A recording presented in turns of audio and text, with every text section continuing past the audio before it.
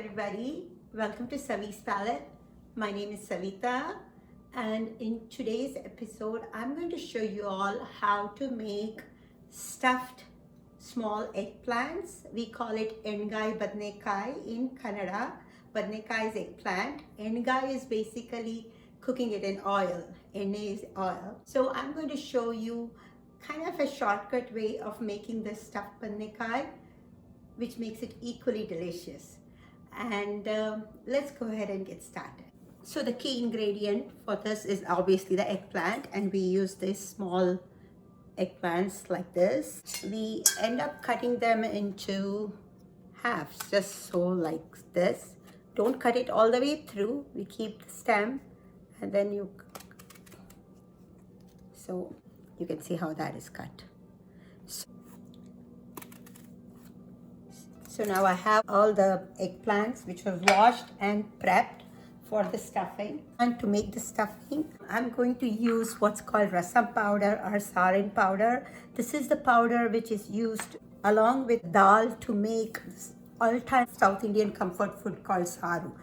The ingredients which make up this powder are the ingredients which typically goes into the making the stuffing. So instead of frying each of those ingredients separately and grinding, we just use the rasam powder. I just want to let you know the ingredients are coriander seeds, cumin seeds, chana dal, red chilies, and some fenugreek seeds. Okay, and the other ingredients we're going to use for grinding is some roasted peanuts. I have half a cup of roasted peanuts, half a cup of fresh coconut, and about 1.5 tablespoons of toasted sesame seeds, and I've taken 3 tablespoons of this rasam powder. And the amount of the rasam powder will depend on the type you use, so you will have to modify that because it can get very spicy. So let's go ahead and make the stuffing. We're just going to go ahead and grind this. I'm going to add my rasam powder, toasted sesame seeds, roasted peanuts. I usually get store-bought roasted salted peanuts, so I don't have to deal with it. Otherwise, you could always fry up your own peanuts, and coconut. We'll add a teaspoon of coconut sugar, teaspoon of tamarind, half teaspoon of salt. We'll adjust the salt and the tamarind flavor afterwards. I'm going to just add a 1/4 cup of water to this, and we'll add water more as required.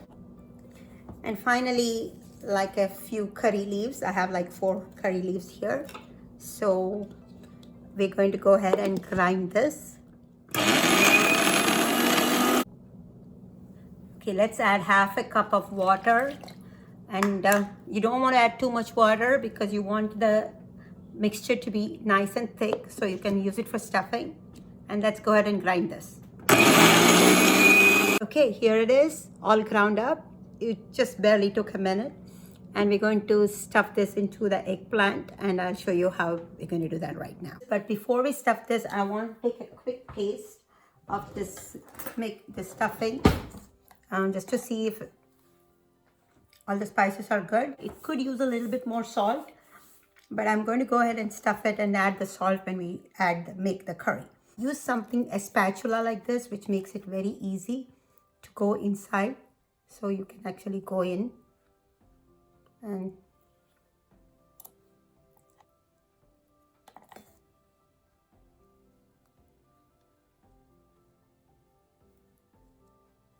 there. That's ready. Let me show you one more real quick.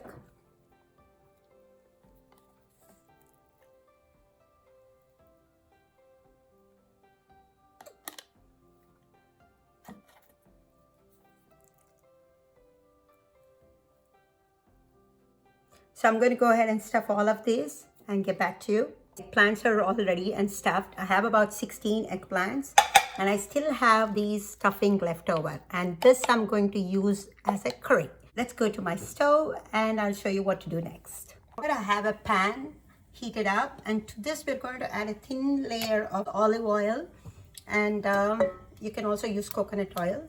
So we're going to have this layer of oil. And once the eggplants get cooked, we'll remove some of these oil. You can control the amount of oil you want, but the eggplant has to get cooked in this oil, and it has to get cooked very well. So I'm Fortunately, this recipe does call for a little bit more oil than you would use for other recipes. So now that the oil is heated, we place our eggplant in the oil like so. Let's give it a quick shake so it gets coated with oil. So now we're going to close the lid and let this cook. See, let's take a quick look. They get cooked fairly quickly. You have to make sure you keep it turning. You can see how the oil gets absorbed completely. So, close this. Okay, so it's been cooking for about 5 minutes now. They look cooked and ready to be taken out. So at this point, what I do is I take them off into this paper towel to drain out any excess oil. You can cook them completely in the curry, but that will take a very long time for it to cook. This just makes the preparation quicker. At this point, I also go ahead and clean out the pan. Maybe I've taken out any excess oil which was there. And now we'll add just about a couple of teaspoons of oil to the same pan. Into the heated oil, we'll add about a teaspoon of mustard seeds and about half a teaspoon of asafetida or hing. Let me close it. Meanwhile, the leftover ground masala, I'm going to add some water. We're going to add some curry leaves to this seasoning. I'm just going to tear it up to bring out the flavors. You can add a few of red chilies. Just going to add one. Once it gets fried very well, we'll add this gravy, the ground masala. God, this smells so good. Okay, let that thicken up. The peanuts and the coconut will help the gravy become thicker. With the sauce, that the gravy is thickening up. At this point, I'm going to give it a quick taste. Like I mentioned before, it definitely could use some salt. So I'm going to put half a teaspoon of salt. Also add another half a teaspoon of tamarind. Stir this up really well.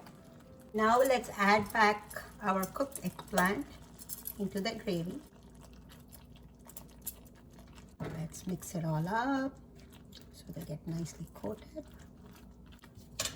We're going to close this and let it cook for 4 to 5 minutes. Okay, it's done. Look how amazing it looks. It smells heavenly here. I'm going to move it into this container here to serve. Look how delicious and amazing it looks. And you can eat this with chapati or rice, and it's typically also used in northern Karnataka. It's eaten along with roti or bread made out of jar flour. Today I have made a tiny little bread out of bajra flour or little millet because I'm gluten free and I cannot eat the wheat based breads. So I'm going to taste this with the bajra flour rotis. Let's go ahead and taste it. Right, here's the bajra roti, and I'm going to go ahead and serve myself a couple of these eggplants. I'm going to show you how well the eggplant is cooked. Let's cut up a piece of that eggplant here. And ready to taste this with my bajra roti. So I have a little piece, and I'll take the cut up little piece of eggplant with some gravy. Oh my God. The eggplant is cooked so well, nice and soft. The flavors just burst into your mouth. This is an amazing dish. I hope you all get to try this out soon. Please let me know how it turns out for you. And thank you so much for watching. Please like, share, and subscribe. And I hope to be back with another fun and easy recipe for you all to try. And thank you again. Bye bye.